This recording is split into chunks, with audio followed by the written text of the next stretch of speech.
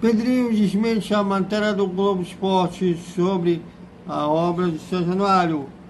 Malo Gomes interessa ao Januário. Vamos falar tudo isso. Desperta, Vascaíno!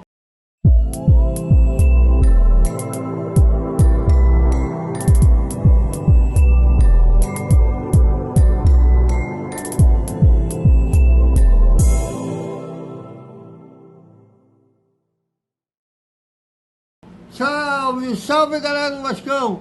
Bom dia para todo mundo! E daqui 6 dias, mais precisamente na próxima quarta-feira, às 7 da noite, a bola rola.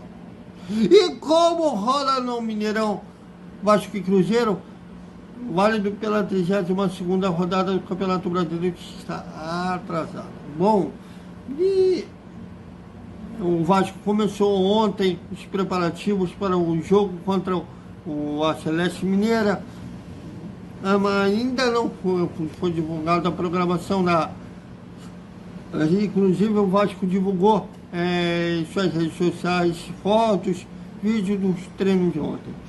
E o Pedrinho, depois da matéria que o pessoal do Globo Esporte fez, um beijão a Emanuele Ribeiro, grande Emanuele Ribeiro, setorista do Vasco lá no Globo Esporte.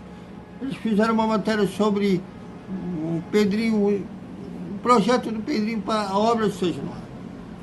Que, em segunda matéria, como o Pedrinho se falava durante a campanha, que havia abraçado a nosso São Januário, que é um projeto feito por torcedores, eles fizeram uma matéria pela apuração deles que o Pedrinho queria inserir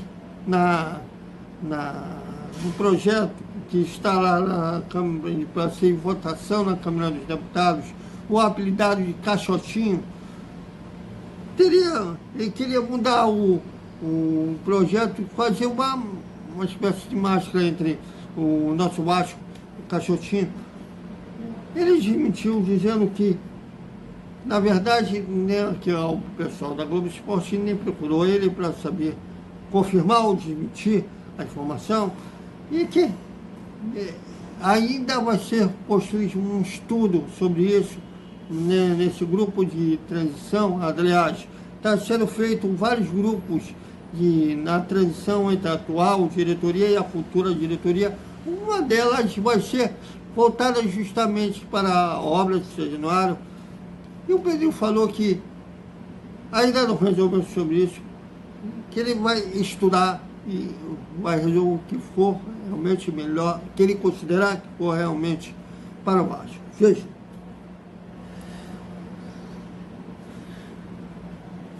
Bom, está aí a fala do atual não vai ser o presidente a partir do dia 15 de janeiro. A posse do Pedro está marcada para o dia 15 de janeiro, mas ainda antes de encerrar o ano, a gente terá novidades sobre o incentivo às obras de São Januário, projetos das obras de São Januário, já que a futura diretoria já está conversando, tratando desse assunto. Inclusive no vídeo ele fala que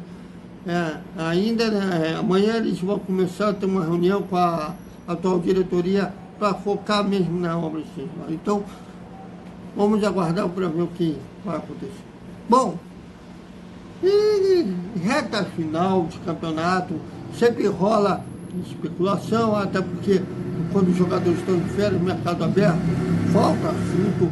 Então, tem colegas que uns apuram mesmo. É um místico nesse período de férias de atleta, de janela totalmente arreganhada de janeiro. Apuração e especulação, né? Me disse, tem uns que fazem pelo achismo, seja lá como for, mas segundo a imprensa circulou, que o São Januário, que pertence a 77, está de olho no Malo Gomes. Bom, nada foi resolvido, não se foi feito nenhuma proposta ainda. Se ele estaria no campo de especulação, né? Que é como se fosse especulação no futebol, como se fosse paquera, piscar o olho para ver se a outra corresponde e se torna um relacionamento sério. Bom, que eu posso falar sobre isso, especulado nessa notícia, que é mais especulativa do que informação mesmo. Bom, vai ter polêmica, porque o Vasco, 70% da SAF é da 77, da Gênova é da 77. Que se realmente acontecer a negociação, esse período vai ser mais intensificado assim que acabar o Campeonato Brasileiro, no dia 6 de dezembro. 6 de dezembro é a última rodada do Brasileirão. Então, lá para o dia 7 de dezembro vai começar esse mendice. E vai se rolar a mesma negociação. No contrato que foi dito, não foi aberto, mas que foi dito, é que se um jogador do Vasco for para outra agremiação que pertence a 77, inclusive a gente estava lá na sede da Lagoa, quando foi apresentado aos conselheiros da associação a proposta da 77, que era a 77, o que eles estavam negociando com o Vasco, embora não apresentaram um contrato. Inclusive, nessa eleição falou muito sobre uma possibilidade de levantar ou não um contrato, embora tenha várias cláusulas de segredo. Mas o que foi falado era que se o Vasco fosse negociar um atleta com outro clube da 77, seria a preço de mercado, ou seja, o que ele vale mesmo, não um valor menor por ele ser do mesmo. Então a gente vai ter que cobrar transparência. A nossa missão vai ser cobrar transparência, se bem que a 77 não é muito acessível, o diálogo, a comunicação deles é ruim. A da associação também é péssima. Vamos combinar. Eu estava tentando ver o contato da doutora Gigiane, que está à frente do caso Vigete, no julgamento do Vigete que vai ocorrer. E fui.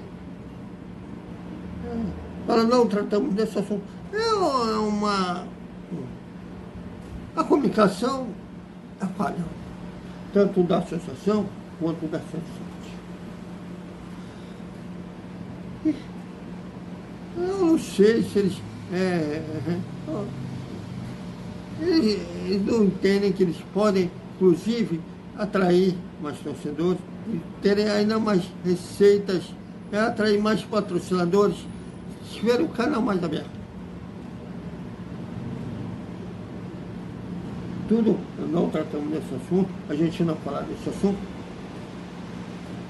mas seja como for, que espero que se rolar negociação de jogador do Vasco com outros clubes da 77, que tenha transparência. É o mínimo que se pode querer de uma negociação que envolve o mesmo dono. Lembrando que, por exemplo, o Botafogo, quando negociou o Chefinho com o Lyle da França, que também pertence ao John Texas, o Chefinho foi praticamente de graça, que enfureceu os botafoguenses.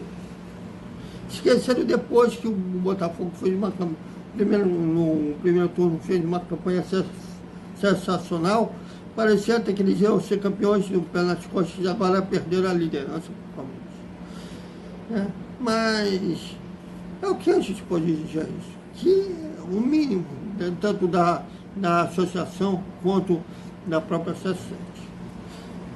E para terminar o nosso Desperta Vascaíno, anteontem um grande Flávio, um abraço ao Flávio Dias, falou no canal dele no Atenção Vascaíno sobre o Paulo Brax continuar no Vasco em 2024, caso o Vasco não caia.